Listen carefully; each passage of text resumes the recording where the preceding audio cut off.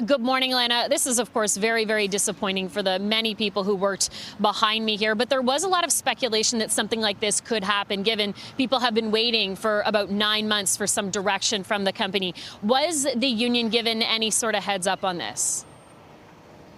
No, we learned of this final decision yesterday at 4:30. The company had a meeting with us, and that our members got an automated message, if you can imagine that, into the evening. The reality is, we've been saying since the beginning of this year that this trade war would have this kind of impact if we didn't fight back against what it is the U.S. has been trying to do here. And Donald Trump has been very clear from the beginning that he was coming for our auto jobs. And companies now are making decisions to appease Trump in this trade war. And we have to do everything possible as a country to protect these jobs. And that means right now, Brampton is ground zero. And we expect both our federal and provincial governments to fight for these auto jobs with everything we have. Mm-hmm.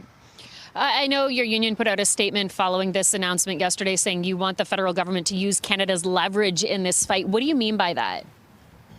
I mean, the reality is that if we're not going to fight for the auto sector and the 150,000 direct jobs in that sector and the 500,000 jobs that depend on this sector in this country, what are we willing to fight for?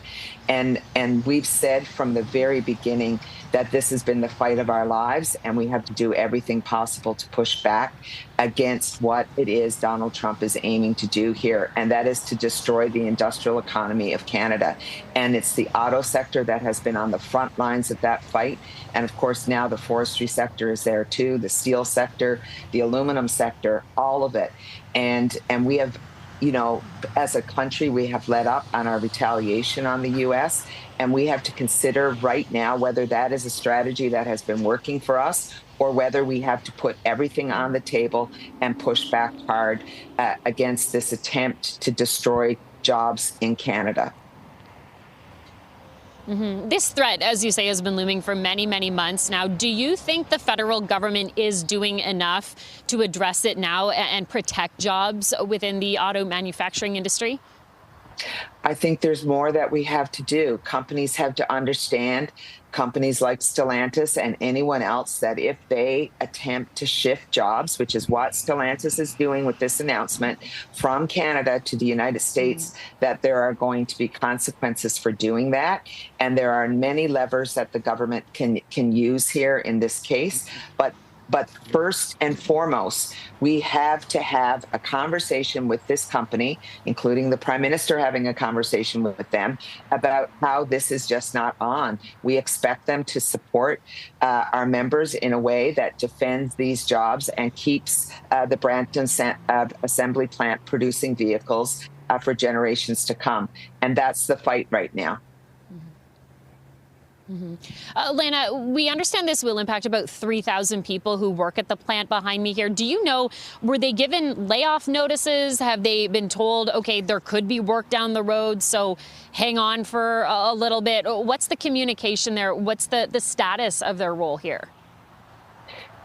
No, none of that has been determined at this point. Obviously, we have to have conversations with the company. We just got the news 12 hours ago.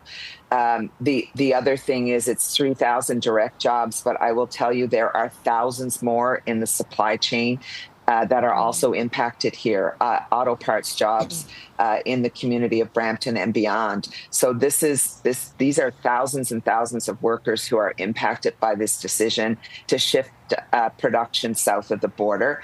And as a country, we have to stand up to this. We just have no choice here. If we're going to have an industrial economy in Canada, it means pushing back on decisions exactly like this, and also pushing back on the U.S. in terms of what it is they're trying to achieve here. Mm-hmm.